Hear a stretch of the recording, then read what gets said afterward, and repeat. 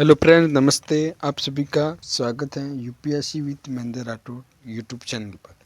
देखो, हमने एक वीडियो नदियों के बारे में बना दिया है जो कि पार्वती नदी तक की बना हुआ था, फिर वो वापस बंद हो गया। अभी हम पार्वती से वापस स्टार्ट करेंगे। अगर आपने वो वीडियो नहीं देखा हो तो पहले वो देख लेना, फिर इस नदी से वापस स्टार्ट करते हैं, क्योंकि वो पहले नदियाँ छूट गई हैं। पहले वीडियो में सब आ गई थी, अभी वापस यहाँ से स्टार्ट करेंगे। देखो, पार्वती नदी मध्य प्रदेश की विंध्याचल पर्वत चियोर की पहाड़ियों से उद्गम होता है। पार्वती नदी का पार्वती नदी धौलपुर जिले के पार्वती नदी पर धौलपुर जिले में पार्वती बांध का निर्माण किया जा रहा है, जो कि धौलपुर जिले को सिंचाई सुविधा उपलब्ध करवाएगा। अब पार्वती नदी राजस्थान में प्रवेश करती है, जो कि करियाट बारां जिले में से होता है। इसका समापन होता है कोटा जिले में चंबल नदी में मिल जाने से इसका समापन हो जाता है। देखो, बाणगंगा अभी पढ़ रहे हैं। बाणगंगा जयपुर जिले की बैराट की पहाड़ियों से इसका उद्गम होता है। बाणगंगा का जयपुर की बैराट की पहाड़ियों से। बाणगंगा नदी कभी कभी आंतरिक प्रवाह प्रणाली का भी उदाहरण पेश करती है, क्योंकि इसका पानी भी यमुना तक नहीं पहुंचकर भरतपुर के आसपास के मैदानों में फैल जाता है कभी कभी। बाणगंगा संबल की रूढ़ित नदी है। बाणगंगा नदी जयपुर, दौसा, भरतपुर जिलों में प्रवाहित होती है। इस नदी का उपनाम है अर्जुन की गंगा और ताला गंगा। ये याद रखना कि बाणगंगा को क्या कहा जाता है, अर्जुन की गंगा और ताला गंगा। बाणगंगा नदी का समापन आगरा के फतेहाबाद नामक स्थान पर यमुना नदी में मिल जाने से होता है। इस नदी पर जम्मूवा रामगढ़ जयपुर में रामगढ़ बांध बनाया गया है। जयपुर में एक स्थान है जम्मूवाड़ा रामगढ़ में जयपुर बांध बनाया गया है, और इसी जयपुर जिले में पेयजल की आपूर्ति होती है बाणगंगा नदी से। फिर पढ़ते हैं मानसी नदी।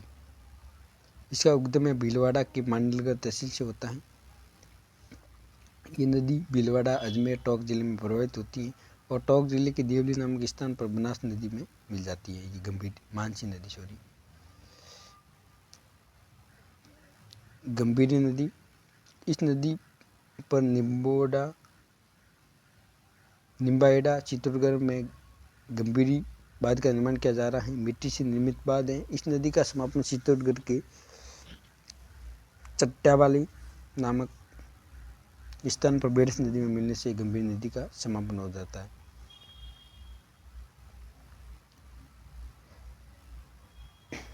अब हम पढ़ेंगे बंगाल की खाड़ी में गिरने वाली नदियों के बारे में पढ़ लिए हैं। अब हम पढ़ेंगे अरब सागर में गिरने वाली या अरब सागर की तरफ जाने वाली नदियों के बारे में हम विस्तार से अध्ययन करेंगे। देखो, ये नदियाँ सामान्यतः अरावली के दक्षिणी पश्चिम में बहती हुई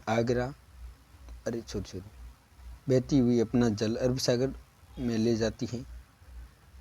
अरब सागर की तरफ ले जाने वाली प्रमुख नदियाँ हैं माई, लोणी, सारबती, पश्चिमी बनास प्रमुख नदियाँ हैं।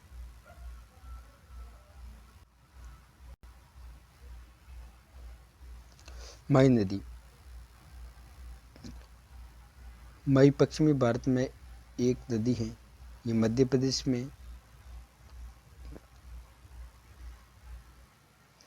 प्रदेश और राजस्थान में वागड़ क्षेत्र से गुजरने के बाद गुजरात में प्रवेश करती हैं, अरब सागर में जाकर गिर जाती हैं।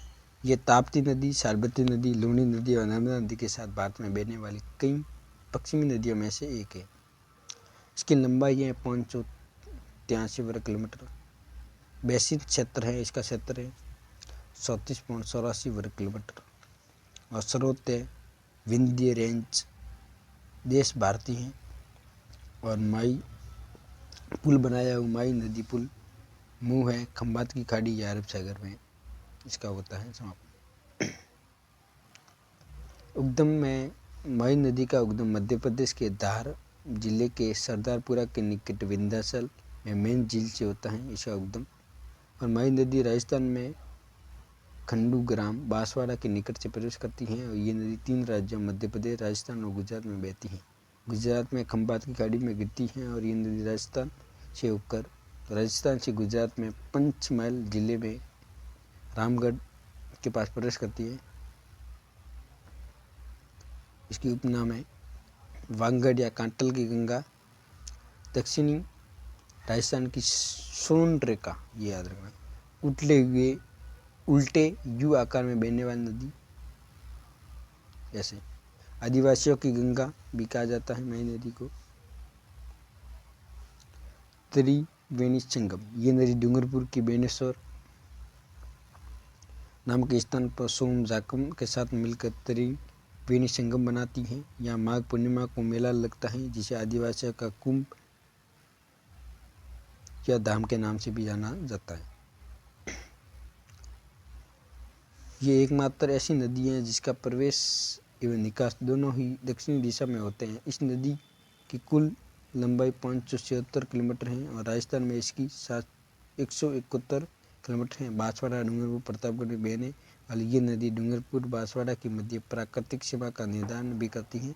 ये नदी दक्षिणी राजस्थान में मध्य मई का मैदान बनाती है, जिसे सपन का मैदान।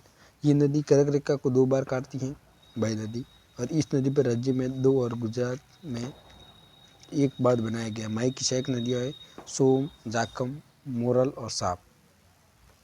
अभी हम पढ़ते हैं लूनी नदी, जो कि इसका बालोतरा में आने के बाद पानी खारा हो जाता है।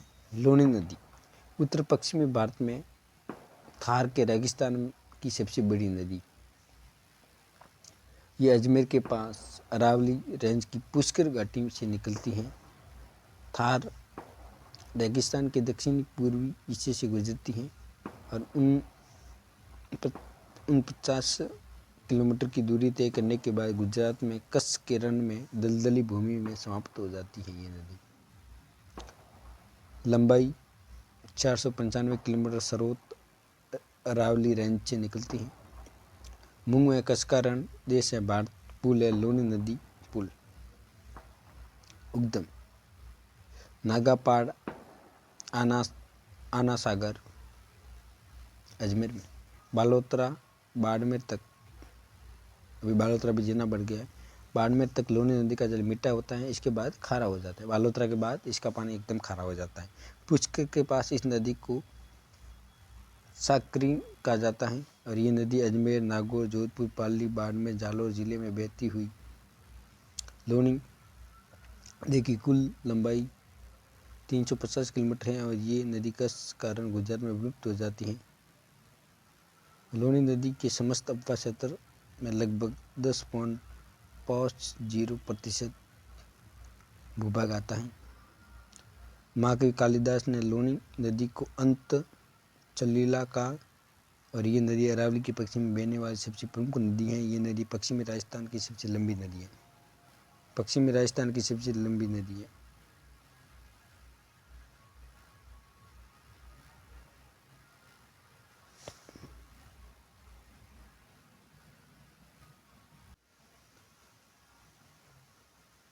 देखो, लूनी नदी के उपनाम है आधी मीठी और आधी खारी नदी।